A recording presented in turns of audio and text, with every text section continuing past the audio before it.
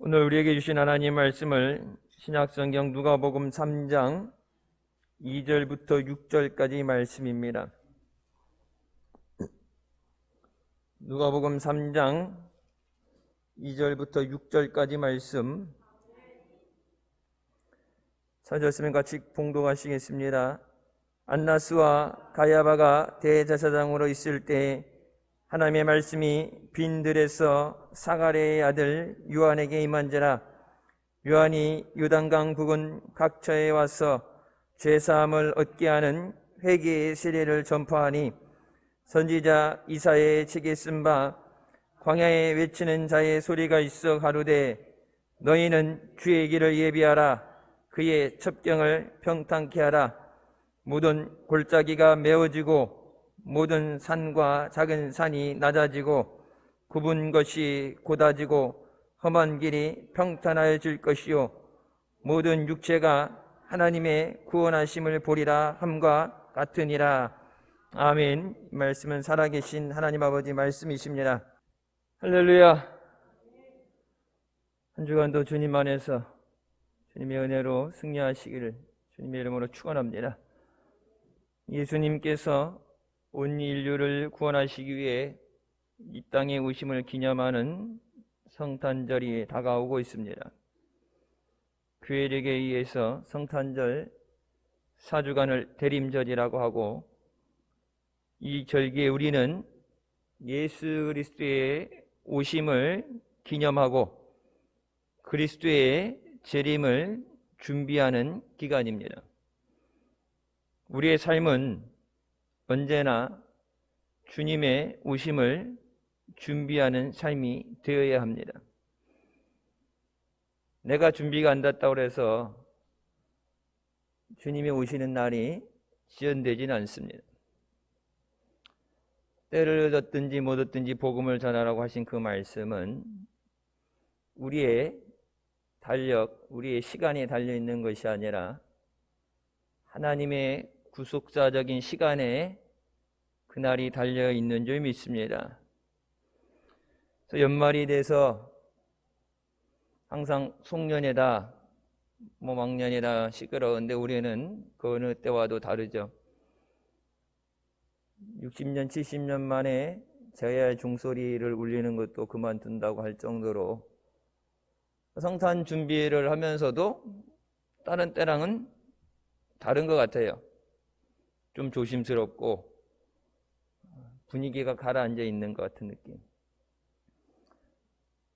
그러니까 우리가 세상 것에 들떠서 지나가는 성탄이 아니라 이럴 때수록 주님 앞에 예수님이 왜 오셨는가, 그리고 예수님이 언제 오시든지 다시 오실 때 준비되어 있는 우리가 되어야 됨을 깨닫는 시간이 되시길 주님의 이름으로 축원합니다. 첫 번째, 우리는 하나님 말씀 안에 거해야 합니다. 예수님보다 6개월 먼저 태어난 세례 요한이 빈들에 있을 때 하나님의 말씀이 그에게 임했습니다.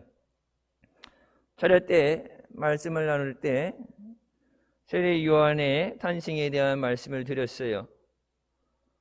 예수님의 공생애를 시작하시기 전에 하나님은 미리 세례 요한을 이 땅에 보내시고 그 세례 요한이 주님의 오시는 그 길을 예비하게 하셨습니다.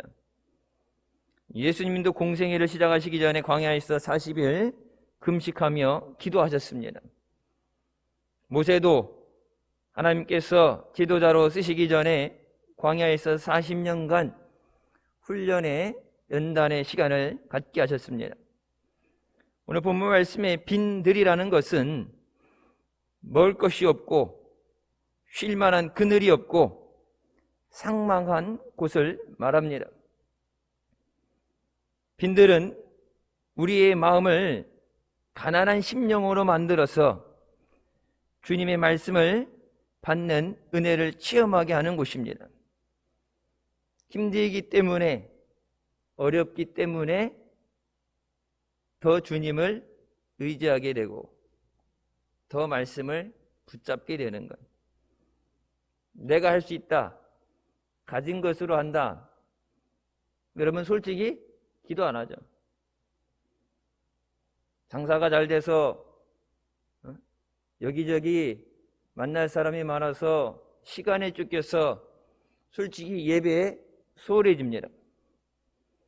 하지만 힘들고 어려울 때, 의지할 것이 없을 때 더욱 주의 은혜를 구하고 주님 앞에 나오게 되는 줄 믿습니다. 주님께서는 심령이 가난한 자가 복이 있다고 말씀하십니다. 세례 요한이 예수님의 오심을 사모할 때 하나님의 말씀이 그에게 임했습니다. 하나님의 말씀이 임한다는 것은 하나님의 말씀에 완전히 사로잡혔다는 것을 말합니다. 내가 하나님의 말씀을 필요할 때 여기저기 찢어서 갖다 붙이는 것이 아니라 하나님의 말씀이 나를 주장하시고 하나님의 말씀이 나를 인도하시고 하나님의 말씀이 나를 붙잡고 가시는 삶. 그러니까 우리가 매일 묵상을 한다, 말씀을 암송한다. 여러분, 그 말씀이라는 것이 내가 삶에 필요한 어떤 부분을, 부족한 것을 채워주기 위한 하나의 도구로 끝나는 것이 아니라 말씀이 우리의 삶이 되어야 돼요. 말씀 없이 살 수 없는 삶.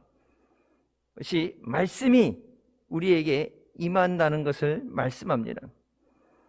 세례 요한이 하나님의 말씀에 사로잡히게 될 때 광야에서 주님의 오심을 준비하는 사역에 쓰임받게 됩니다. 우리 역시 하나님의 말씀에 사로잡혀야 합니다. 하나님의 말씀에 사로잡힐 때 먼저 우리 자신이 변화되고 더 나아가서 세상을 변화시킬 수 있습니다. I am second라는 책은 각 분야에서 최고로 인정받은 사람들의 간증을 기록한 책입니다. 여러 사람들 가운데 그래미상을 2번이나 수상한 세계적인 기타리스트 브라이언 웰치는 그의 삶에 대해서 이렇게 간증합니다. 많은 돈을 벌었지만 나의 삶은 마약으로 병들어가고 있었습니다. 주변에 수많은 친구들이 있는데 그 중에 오직 단 한 친구만이 자기에게 찾아와서 하나님 말씀을 전해줬습니다. 마태복음 11장 28절 수고하고 무거운 짐진 자들아 다 내게로 오라 내가 너희를 쉬게 하리라. 그 말씀을 듣는 순간 그 말씀이 나의 영혼을 사로잡았습니다. 쾌락을 위해서 모든 것을 해보았지만 남는 것은 공허함 뿐이었습니다. 많은 돈과 인기를 얻었지만 마음에 무거운 짐은 없어지지 않았고 가슴에 난 구멍은 결코 채워지지 않았습니다. 그때 하나님의 말씀이 제 마음에 강하게 부딪혀 왔습니다. 교회에 출석을 하면서도 여전히 마약을 끊지 못하던 나에게 주님, 제발 이 마약들을 제게서 가져가 주세요. 그때 나의 마음을 사로잡는 하나님을 만나게 됩니다. 전국에서부터 내려오는 하나님의 사랑을 체험하게 되고 내가 너를 사랑한다는 그 음성과 내게로 와서 그 짐을 내려놓으라는 그 음성을 듣고 마약이 끊어지게 됩니다. 그리고 나서 그룹을 그만두었습니다. 그 음악 생활, 밴드 생활하면서 파티를 하고 술을 먹고 마약하는 자리에 계속 있으면 하나님이 주신 그 은혜를 또 잃어버리게 되고 또 마약을 하는 삶을 되풀이할 수밖에 없기 때문에 수많은 팬들의 비난을 받고 죽인다는 협박을 받으면서도 하나님이 주신 은혜를 잃어버리지 않기 위해서 그것을 그만두고 그때부터 예수님을 전하기 시작했습니다. 자기 사진과 I am second라는 문구가 적힌 광고판을 도로변에 설치했습니다. I am second라는 그 말은 나의 삶의 최우선순위는 주님이시고 자신은 그 다음이라는 뜻입니다. 나는 두 번째입니다. 첫 번째는 주님이십니다. 그때 이에 간증을 들은 수많은 청소년들이 열광하며 따라다니는 젊은 팬들이 주님께 돌아오는 놀라운 역사가 일어났습니다.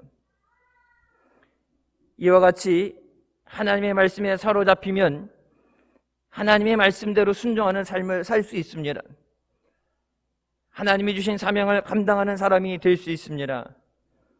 여러분, 하나님 말씀은 지금도 살아서 우리의 심령과 골수를 쪼개고 죽은 자를 살리고 우리에게 필요한 은혜를 주시는 줄 믿으시기 바랍니다. 하나님의 말씀은 생명이고 능력입니다. 주의 길을 준비하는 우리는 빈 들과 같은 가난한 심령으로 하나님의 말씀을 사모해야 합니다.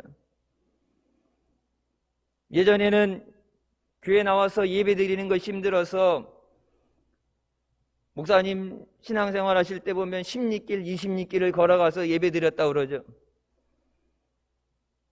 요즘은 가까운 곳에 교회도 수많이 있고 방송을 통해서 라디오를 통해서 그러니까 말씀에 진짜 홍수라는 시대를 결지으면서 너무나도 쉽게 접할 수 있기 때문에 말씀에 대해서 사모하는 마음이 없어진 것은 사실이에요. 여러분, 예전에 부흥회 때 시간 은혜를 사모하면서 모이던 때와는 다르게 하나님 말씀 없이도 살 수 있다.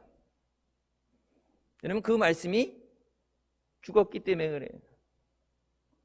하나님 말씀은 살아서 지금도 사모하는 자에게 역사하는 줄 믿으시기 바랍니다.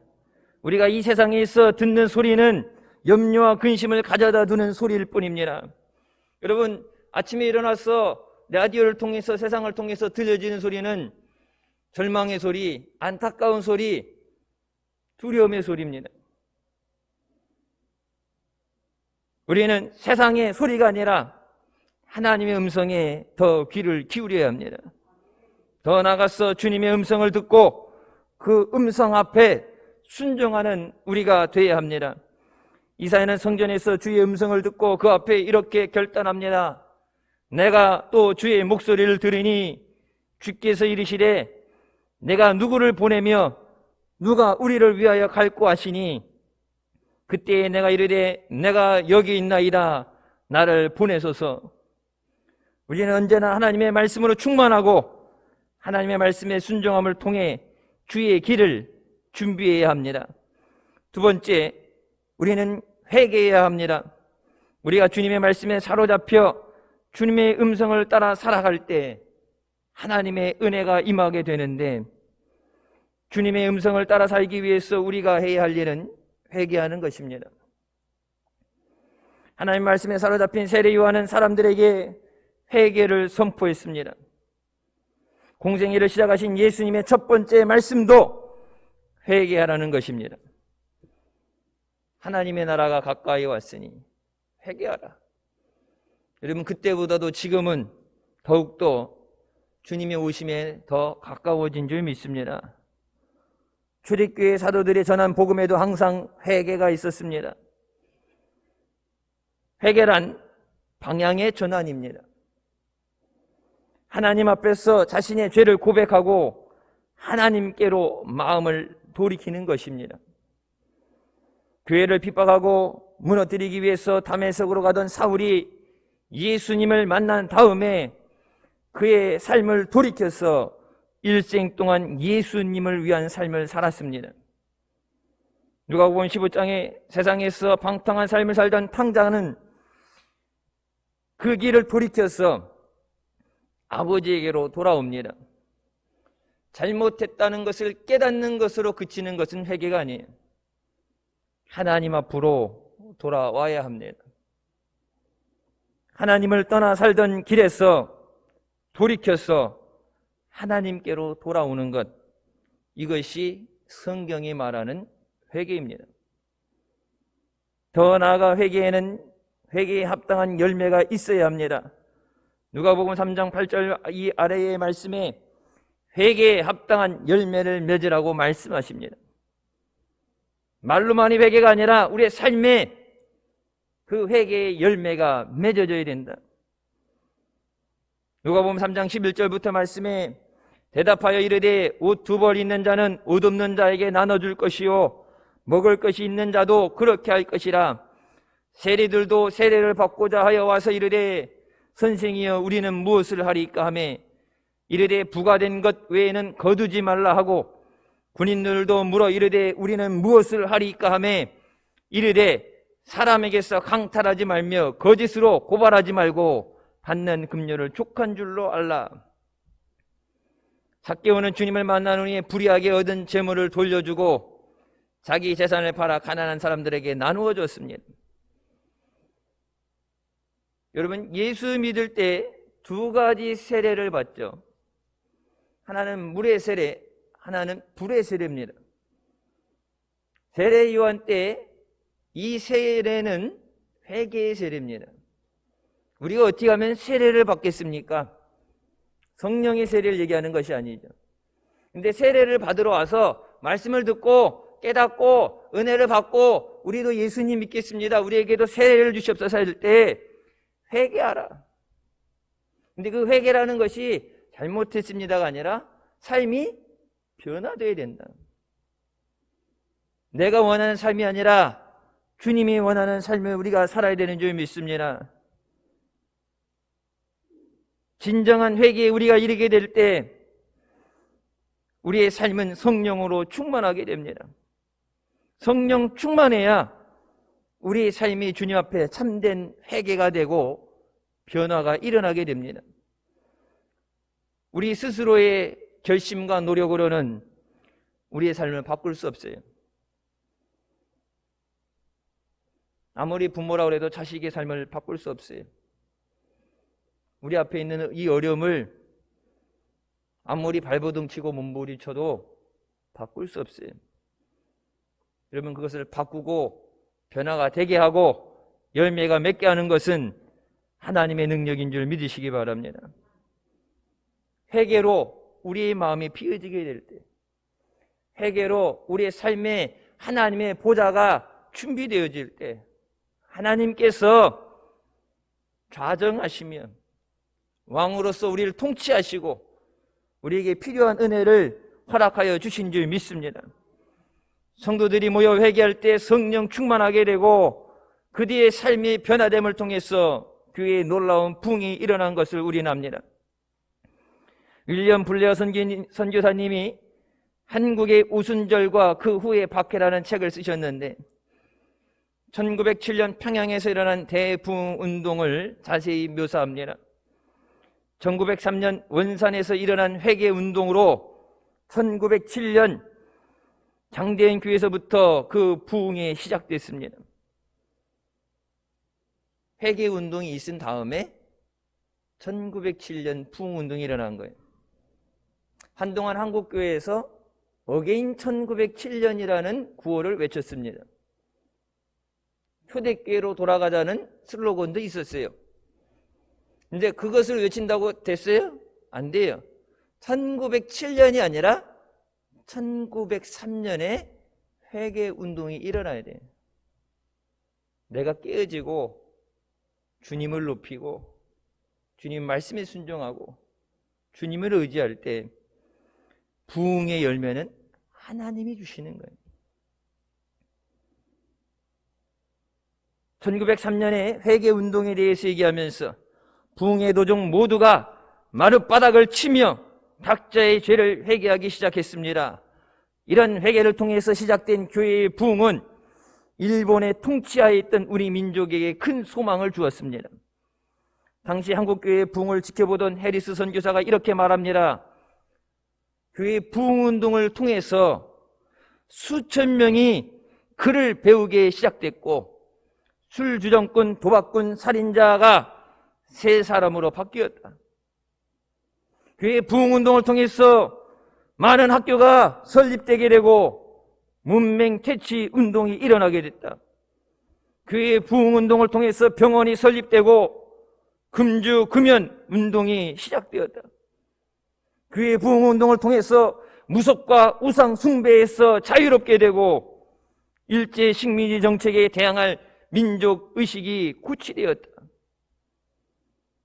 붕의 운동의 결과로 한국의 소돔이라 불리던 평양이 15년 만에 동방의 예루살렘으로 변화되었다. 주여, 이와 같은 회개의 역사가 우리 삶에 나타나게 하여 주시옵소서.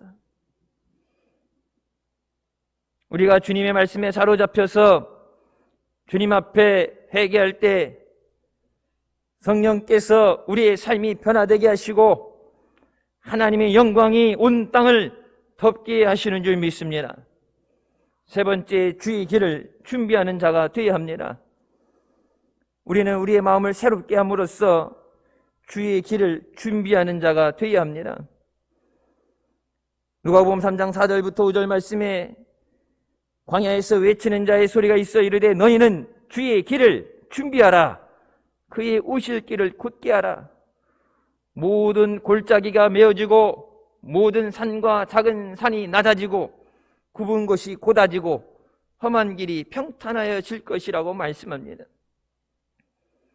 옛날에 왕이 전쟁에 출정하게 될 때 먼저 군인들이 앞서 나가서 거친 땅을 고르게 하고 파진 웅덩이를 메우고 높은 것은 깎아내려서 길을 평탄하게 함으로써 왕이 편안히 갈 수 있게 했습니다. 이와 같이도 우리도 우리의 마음에 잘못된 것들을 고침으로써 우리의 왕이신 주님의 오심을 준비해야 되는 줄 믿습니다. 우리의 마음의 골짜기를 메워야 합니다. 우리 마음에는 많은 상처와 아픔, 분노의 여러 가지 마음의 골짜기가 있습니다. 아닌 척하고 덮고 지나가지만 덮어놨다고 생각을 안 한다고 없어진 게 아니라 그곳에 항상 있어요. 우리뿐만 아니라 이 사회에 고통당하는 수많은 사람들이 있습니다. 여러 가지 상처로 인해서 아파하는 그들이 오직 예수 그리스도의 십자가의 사랑과 보혈의 능력으로만 회복되어지는 줄 믿습니다. 여러분, 예수 그리스도가 세상의 소망이고 생명이라는 그 말씀은 우리가 할 수 없는 것을 주님이 하시기 때문입니다. 주님, 우리의 마음의 상처를 치유하여 주시옵소서. 더 나아가서 예수님의 사랑으로 다른 사람들의 상처도 치유되게 하여 주시옵소서. 우리는 우리의 높아진 마음을 낮추어야 합니다. 우리 마음의 교만과 고집, 불순종으로 높아진 산을 깎아내려야 됩니다. 예수님은 나는 마음이 온유하고 겸손하니 나의 멍에를 메고 내게 배우라고 말씀하십니다. 무거운 짐만 내려놓는다고 끝난 것이 아니라 예수님께 배우라고 말씀하세요. 하나님 아버지 앞에 죽기까지 순종하시며 겸손하신 그 예수님을 본받아서 우리 자신의 교만과 하나님 앞에 불순종을 내려놓는 우리가 되어야 됩니다. 우리는 우리의 굽어진 마음을 곧게 펴야 합니다.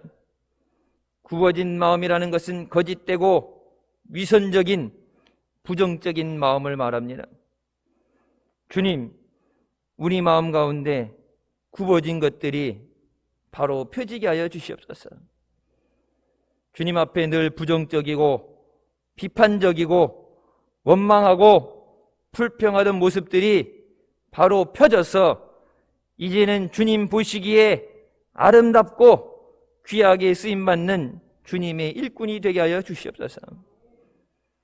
여러분, 주의 길을 예비하는 것, 내가 길을 예비하지 않는다고 해서 준비하지 않는다고 해서 주님이 안 오시는 게 아니에요. 지금도 여전히 말씀에 순종하며 죽기까지 복음을 전하는 자들을 통해서 우리 일상에 멈춰 있다고는 이 순간에도 세계 곳곳에서 복음이 전해지는 줄 믿습니다. 땅끝까지 복음이 전해지게 되면 주님 오신다고 그랬어요. 그 땅끝이 이스라엘이든 아랍이 됐든 아프리카 끝이 됐든 여러분 지금 대다수 거의 다 복음이 전해졌어요. 아마존 깊은 곳에 사람을 잡아먹는 식인종 있는 그곳에도 복음은 전해집니다. 내가 준비하지 않는다고 해서 주님이 안 오시는 건 아니에요. 하지만 주님의 오심을 준비하는 자에게 주님의 은혜가 함께하는 줄 믿습니다. 주님의 오심을 준비하면서 우리 자신을 하나님 나라에 합당한 사람으로 천국의 혼인잔치에 기쁨으로 들어갈 수 있는 믿음으로 우리를 더욱더 준비시켜 나가는 줄 믿습니다. 우리는 우리의 마음의 험한 길을 평탄하게 해야 됩니다.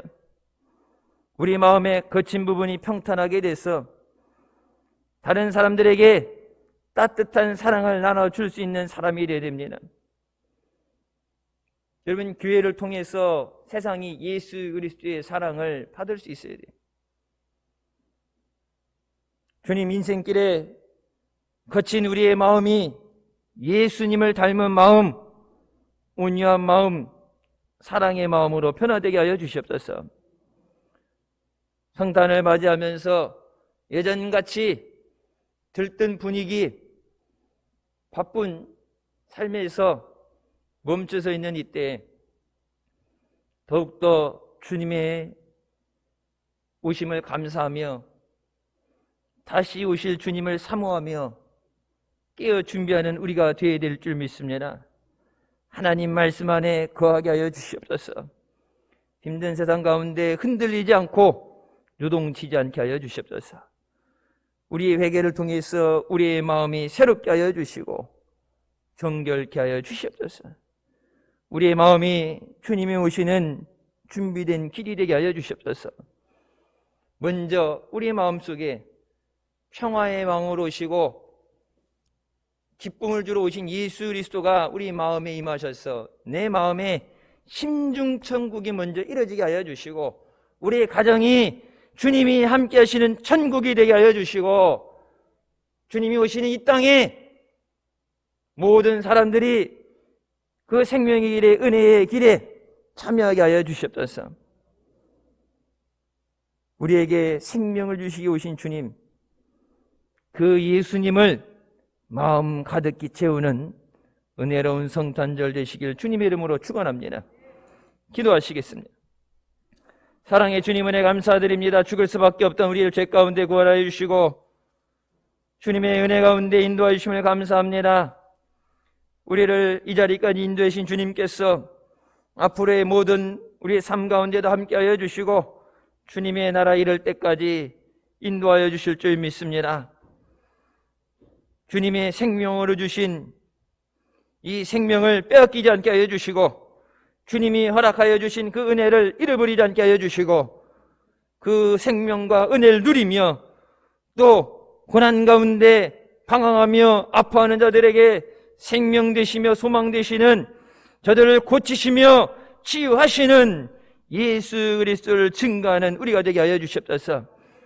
세상이 교회를 통해서 믿는 하나님의 자녀들을 통해서 예수 그리스도를 보게 하여 주시고 예수 그리스도의 사랑을 저들이 체험하게 하여 주시옵소서. 주님 오시는 날 깨어 기쁨으로 맞이하는 복된 성도들 되게 하여 주시옵소서. 예수님의 이름으로 기도드립니다. 아멘. 하나님께 영광 돌리시겠습니다.